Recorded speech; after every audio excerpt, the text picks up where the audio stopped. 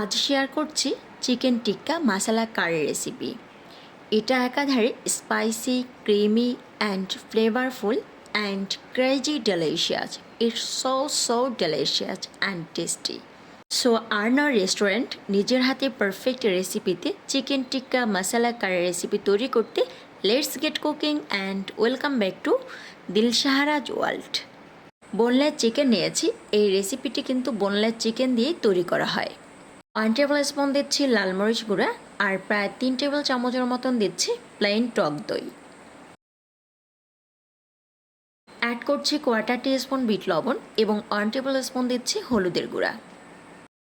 এখন মশলার সাথে চিকেনের স্লাইসগুলোকে খুব ভালো করে মিশিয়ে নিচ্ছি। চিকেন টিক্কা মশলা কারি রেসিপিটি আপনি যে কোনো ধরনের রাইস দিয়ে কিন্তু সার্ভ করতে পারবেন, পরোটা আর any flat bread of choice. আপনি যেমনটা চুজ করেন যে কোনো খাবারের সাথেই কিন্তু এই চিকেনটা সার্ভ করে নিতে পারবেন। চিকেনের সাথে একদম প্রপারলি মশলাটা মাখিয়ে নিয়েছি। এখন আমি 1 স্লাইস লেবুকে এভাবে স্কোচ করে দিচ্ছি। 1 স্লাইস লেবু থেকে যতটুকু রস বের হয়েছে এতটুকুই কিন্তু এনাফ। ম্যারিনেট করা হয়ে গেলে চিকেনটাকে অবশ্যই 30 মিনিটের জন্য রেস্টে রাখতে হবে। একটা সসপ্যান নিয়েছি। এই প্যানটাতেই আমি ফ্রাইয়ের কাজ এবং কারি দুটোই তৈরি করব। তেল দিয়েছি পরিমাণ মতো। এরপর তেলটা যখন গরম হয়ে গিয়েছে, গরম হওয়ার পরে চিকেনের পিসগুলোকে একে একে দিয়ে দিচ্ছি। এখন গ্যাসের ফ্লেমকে হাইতে রেখে চিকেনগুলোকে খুব ভালো করে রোস্ট করে নিতে হবে।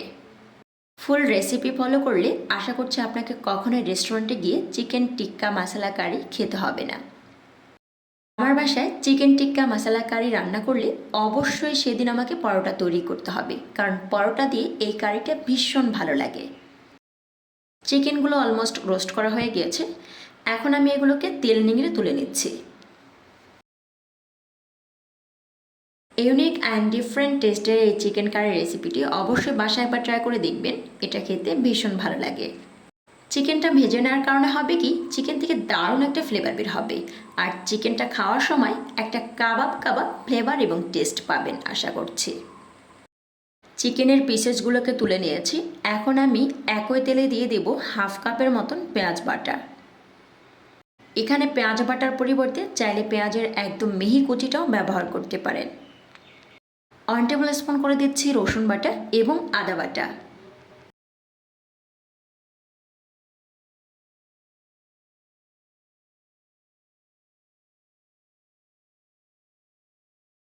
হাফ টেবিল স্পুন করে দিচ্ছি লবণ, ধনিয়ার গুঁড়া, লাল মরিচ গুঁড়া এবং হলুদ গুঁড়া।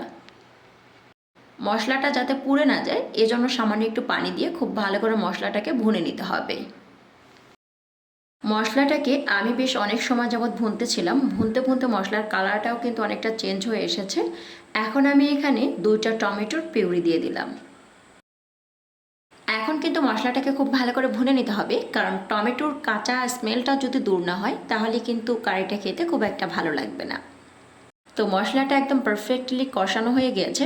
এখন আমি এই ভুনে নেওয়া মশলায় আগে থেকে যে ফ্রাই করে রেখেছিলাম চিকেনগুলো, সেগুলোকে দিয়ে চিকেনের সাথে মশলাটাকে আবারও বেশ অনেক সময় যাবৎ ভুনে নিতে হবে। মশলার সাথে এই চিকেনটাকে ভুনে নেওয়া বেশ ইম্পর্টেন্ট, কারণ মশলার সাথে চিকেনটাকে ভুনতে ভুনতে একটা পর্যায়ে দেখবেন বেশ সুন্দর একটা ফ্লেভার বের হবে। চিকেনটা এখন দেখতে একদম কষা চিকেনের মতো লাগছে। মনে হচ্ছে যেন এটা সার্ভ করার জন্য একদম perfectly ready.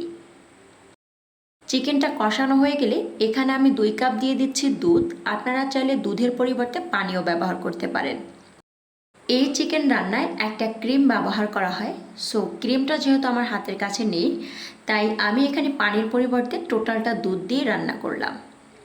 Half table spoon করে দিয়েছি ভাজা জিরার গুঁড়া অ্যান্ড গরম মশলার গুঁড়া। ফার্স্টে একবার বলেছিলাম চিকেনটা খেতে একদম ক্রিমি হবে। ম্যাক্সিমাম রান্নাঘরেই দেখা যায় কি ক্রিমটা রেডি থাকে না। সো ক্রিমের পরিবর্তে আপনি দুধ দিয়ে ট্রাই করে দেখতে পারেন, ভীষণ ভালো লাগবে। কয়েকটা কাঁচামরিচ দিয়ে দিয়েছি, খুব সুন্দর একটা ফ্লেভার আসবে। এরপরে একটি ঢাকনা দিয়ে এই চিকেনটাকে আমি কুক করে নিয়েছিলাম 7 থেকে 8 মিনিটের জন্য। চিকেনের গ্রেভির টেক্সচারটা কিন্তু অনেকটা টেনে এসেছে, একটা মাখো মাখো লেভেলে কিন্তু চলে এসেছে। এটাই হচ্ছে চিকেন টিক্কা মশলা কারির পারফেক্ট গ্রেভি টেক্সচার। উপর দিয়ে কিছুটা ধনেপাতা কুচি ছড়িয়ে দিয়ে আজকে রান্নাটা কমপ্লিট করছি। আপনারা দেখছিলেন দিলশাহারা ওয়ার্ল্ড। এরকম সুন্দর সহজ এবং সুস্বাদু রেসিপি পেতে অবশ্যই দিলশাহারা ওয়ার্ল্ডের সাথেই থাকবেন। ভিডিওটি ভালো লাগলে একটি লাইক করবেন এবং চ্যানেলটিতে সাবস্ক্রাইব করে পাশে থাকার আমন্ত্রণ করছি। আবারও দেখা হবে নতুন কোনো এপিসোড নিয়ে। ততক্ষণ পর্যন্ত ভালো থাকবেন, সুস্থ থাকবেন। আল্লাহ হাফেজ।